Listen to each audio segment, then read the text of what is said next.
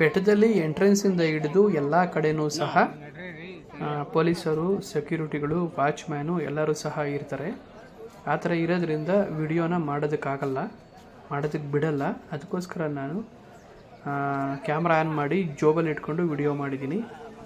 Most of all ಎಲ್ಲ ವಿಡಿಯೋನೂ ಸಹ ಚೆನ್ನಾಗಿ ಬಂದಿದೆ, ನೀವು ನೋಡಿ, ತುಂಬ ಚೆನ್ನಾಗಿದೆ. ಇದು ಎಂಟ್ರೆನ್ಸು ಏನು ನಾವು ಒಂದು ದಿನಕ್ಕೆ ಬರೀ 80,000 ಜನಕ್ಕೆ ಮಾತ್ರ ಎಂಟ್ರಿ ಪಾಸ್ ಸಿಗುತ್ತೆ ಆನ್ಲೈನಲ್ಲಿ ಅಂತ ಹೇಳಿದೆ. ಅದನ್ನು ನಾವು ಅಲ್ಲಿ ಸೆಕ್ಯೂರಿಟಿ ಹತ್ರ ತೋರಿಸ್ಕೊಂಡು ಚೆಕ್ ಇನ್ ಆಗಿ ಒಳಗಡೆ ಬಂದಾದ ಮೇಲೆ ನಾವೇನು ಬೆಟ್ಟ ಹತ್ತೋದಕ್ಕೆ ಟ್ರಾವೆಲ್ ಶುರು ಮಾಡ್ತೀವಿ, ಅಲ್ಲಿ ಶುರುವಾಗಿರೋಂಥ ವಿಡಿಯೋ ಇದು ಪೂರ್ತಿ ನಾವು ಬೆಟ್ಟದ ಮೇಲೆ ಹತ್ತೋದಾಗಿರ್ಬೋದು, ಅಲ್ಲಿ ಹೋಗಿ ಸ್ವಾಮಿ ಅಯ್ಯಪ್ಪನ ದರ್ಶನ ಮಾಡೋದಾಗಿರ್ಬೋದು, ಅದು ಮುಗಿಸ್ಕೊಂಡು ಪ್ರಸಾದ ತೊಗೊಂಡು ಅಲ್ಲಿಂದ ರಿಟರ್ನ್ ಬರೋದು, ಪ್ರತಿಯೊಂದು ಸಹ ನೀವು ಈ ವಿಡಿಯೋದಲ್ಲಿ ನೋಡ್ತೀರಾ.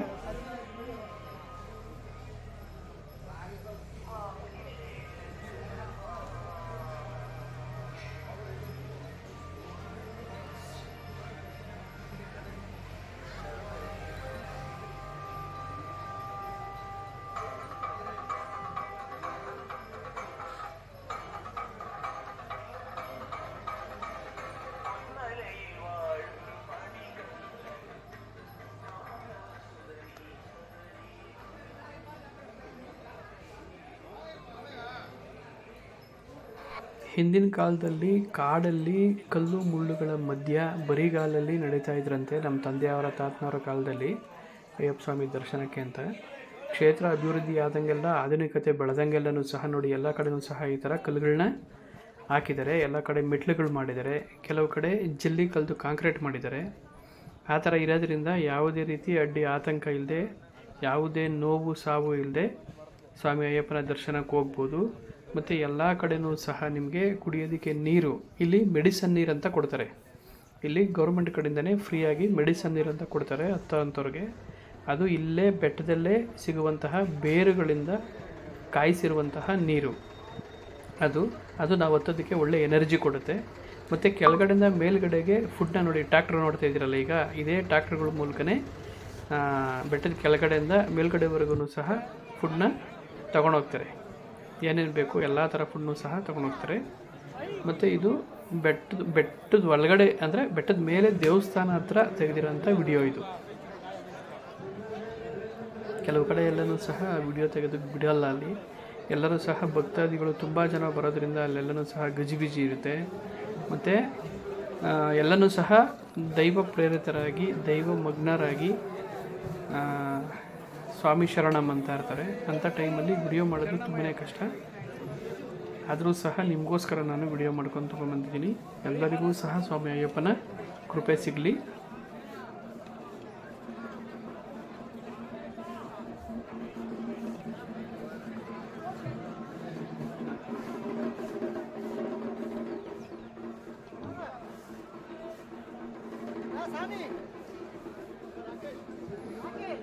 ದೇವಸ್ಥಾನ ಮೊದಲಕ್ಕೂ ಈಗೂ ತುಂಬಾ ಡೆವಲಪ್ಮೆಂಟ್ ಆಗಿದೆ.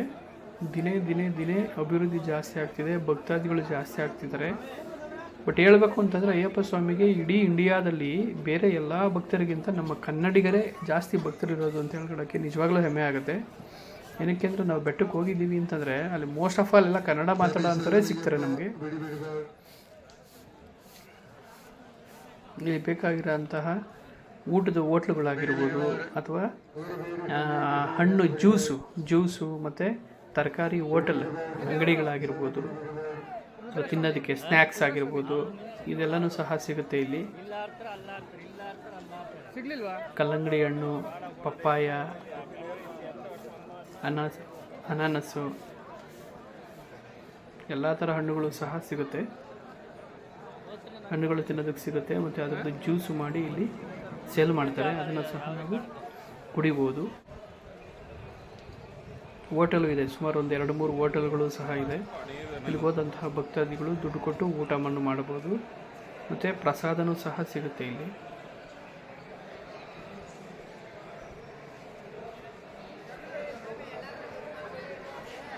ನೋಡಿ, ಇದು ದರ್ಶನ ಮುಗಿಸ್ಕೊಂಡು ನಾವು ವಾಪಸ್ ಬರ್ತಾ ತೆಗೆದಿರೋಂಥ ವಿಡಿಯೋ ಇದು. ಇಲ್ಲಿ ಬೆಳಗ್ಗೆ ಸ್ವಾಮಿ ಅಯ್ಯಪ್ಪನಿಗೆ ಭಕ್ತಿ ಗೀತೆಗಳು ಸಹ ಪ್ರಸಾರ ಮಾಡ್ತಾರೆ. ನನ್ನ ಲಾಸ್ಟ್ ವಿಡಿಯೋದಲ್ಲಿ ಅಂದರೆ ಭಾಗ 2ರಲ್ಲಿ ನಾನು ಆ ವಿಡಿಯೋನೂ ಸಹ ಹಾಕಿದ್ದೀನಿ. ನೀವೆಲ್ಲರೂ ಸಹ ನೋಡಿ ಅದನ್ನು. ಮತ್ತು ಇಲ್ಲಿ ದರ್ಶನ ಬೆಳಗ್ಗೆಯಿಂದ ಮಧ್ಯಾಹ್ನ 2 ಗಂಟೆವರೆಗೂ ಮಾತ್ರ ಇರುತ್ತೆ. 1:30-2 ಗಂಟೆವರೆಗೂ ಮಾತ್ರ ಇರುತ್ತೆ. ಮತ್ತು 2 ಗಂಟೆ ಮೇಲೆ ದೇವಸ್ಥಾನದ ಬಾಗಿಲು, ಗುಡಿ ಬಾಗಿಲು ಕ್ಲೋಸ್ ಮಾಡಿದ್ದಾರೆ ಅಂತಂದರೆ ಮತ್ತು ಅದು ಓಪನ್ ಆಗೋದು 4 ಗಂಟೆವರೆಗೂ. ಯಾರೆಲ್ಲ ಮಧ್ಯಾಹ್ನ ಅಂದರೆ ಬೆಳಗ್ಗೆ 12 ಗಂಟೆ ಮೇಲೆ ಬೆಟ್ಟ ಹತ್ತೋದಕ್ಕೆ ಶುರು ಮಾಡ್ತಾರೆ ಅವರೆಲ್ಲರೂ ಸಹ ಇಲ್ಲೇ ಕಾದಿದ್ದು 4 ಗಂಟೆಗೆ ಗೇಟ್ ಓಪನ್ ಆದಮೇಲೆ ಅಥವಾ ದೇವಸ್ಥಾನದ ಬಾಗಿಲು ಓಪನ್ ಆದಮೇಲೆ ಹೋಗಿ ದೇವ್ರ ದರ್ಶನ ಮಾಡಿ ಬರೋ ಅಂಥದ್ದು. ನೋಡಿ, ಇದೇ 18 ಮಿನಿಟಲ್ಲಿರುವಂತಹ ಜಾಗ. ಯಾರೆಲ್ಲ ಮುಡಿ ಕಟ್ಕೊಂಡು ಬರ್ತಾರೆ, ಮಾಲೆ ಹಾಕ್ಕೊಂಡು ಬರ್ತಾರೆ ಅಂಥವ್ರು ಮಾತ್ರ 18 ಮಿನಿಟನ್ನ ಹತ್ಕೊಂಡು ಮೇಲೆ ಹೋಗಬೇಕು. ಇಲ್ಲಿ ಯಾರೆಲ್ಲ ಸಿವಿಲ್ ಡ್ರೆಸ್ಸಲ್ಲಿ ಬರ್ತಾರೆ ಅಂದರೆ ಮುಡಿ ಹಾಕದೆ ಕಲ್ಲರ್ ಡ್ರೆಸ್ಸಲ್ಲಿ ಯಾರಾದರೂ ಸ್ವಾಮಿ ಅಯ್ಯಪ್ಪನ ದರ್ಶನಕ್ಕೆ ಅಂತ ಬಂದರೆ ಅಂಥವ್ರಿಗೆ 18 ಮೆಟ್ಲ ಮೇಲೆ ಹತ್ತೋದಕ್ಕೆ ಬಿಡಲ್ಲ. ಅವ್ರಿಗೆಲ್ಲನೂ ಸಹ ಬೇರೆ ಲೈನೇ ಇರುತ್ತೆ. ಬಟ್ ದೇವ್ರ ದರ್ಶನ ಮಾಡ್ಬೋದು. ಎಲ್ಲರಿಗೂ ಸಹ ದೇವ್ರ ದರ್ಶನ ಮಾಡೋಂಥ ಜಾಗ ಒಂದೇ ಇರುತ್ತೆ. ಆದರೆ 18 ಮೆಟ್ಲು ಹತ್ತಬೇಕು ಅಂತಂದರೆ ಯಾರು ಮುಡಿ ಹಾಕ್ಕೊಂಡಿರ್ತಾರೆ ಅಂಥವ್ರಿಗೆ ಮಾತ್ರ ಪಾಸಿಬಲ್ ಇದೆ, ಎಲ್ಲರಿಗೂ ಸಹ ಪಾಸಿಬಲ್ ಇಲ್ಲ.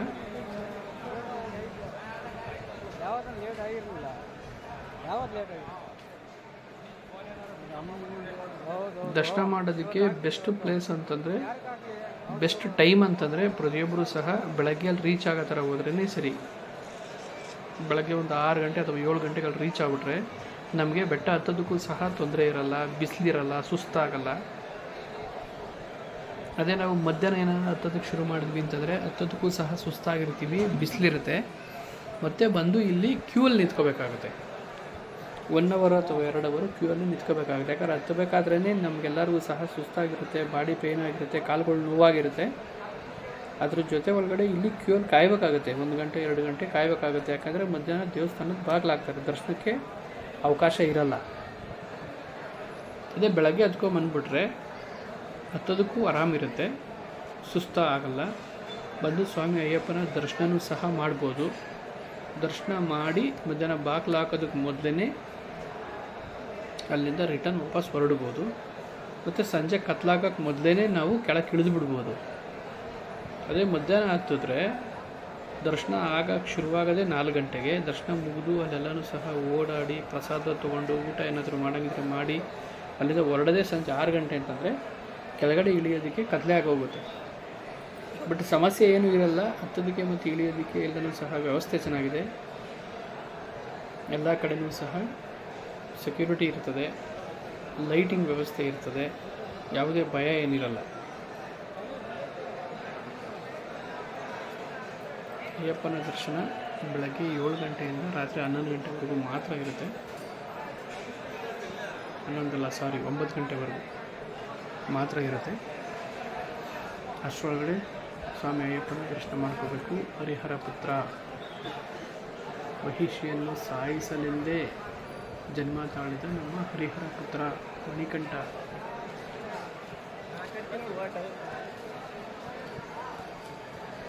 ನಿಜವಾಗ್ಲೂ ತುಂಬ ಒಳ್ಳೆಯ ಪುಣ್ಯಕ್ಷೇತ್ರ.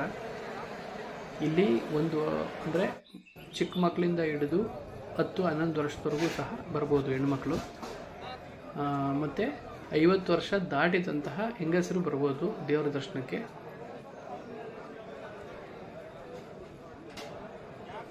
ತುಂಬ ಜನ ನಾವೇನು ಅಡಲ್ಟ್ಸು ಮಾಲೆ ಹಾಕ್ಕೊಂಡು ಬಂದಿರ್ತೀವಿ, ಅದ್ರ ಜೊತೆ ತುಂಬ ಜನ ಚಿಕ್ಕ ಮಕ್ಕಳೆಲ್ಲನೂ ಸಹ ಮಾಲೆ ಹಾಕ್ಕೊಂಡು ಮುಡಿ ಹೊತ್ಕೊಂಡು ಬಂದಿದ್ದರು.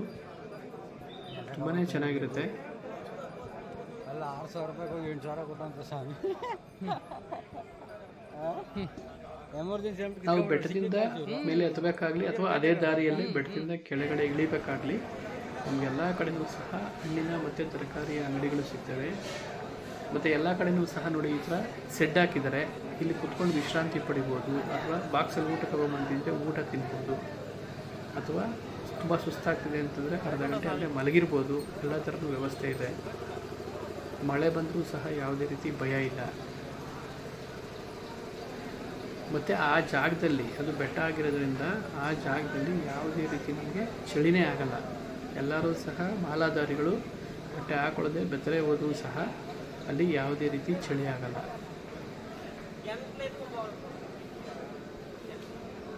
ಅಯ್ಯಪ್ಪ ಸ್ವಾಮಿಯ ದರ್ಶನ ಮಾಡುತ್ತಿರುವಂತಹ ನಿಮಗೆಲ್ಲರಿಗೂ ವಿಡಿಯೋ ನೋಡ್ತಿರುವಂತಹ ನಿಮಗೆಲ್ಲರಿಗೂ ಸಹ ಅಯ್ಯಪ್ಪ ಸ್ವಾಮಿಯ ಕೃಪೆ ಆಗಲಿ, ಎಲ್ಲರಿಗೂ ಕಷ್ಟ ದೂರ ಆಗಿ ನೆಮ್ಮದಿ ಸಿಗಲಿ ಅಂತ ನಾನು ಆ ದೇವರ ಹತ್ರ ಆಶಿಸ್ತೀನಿ.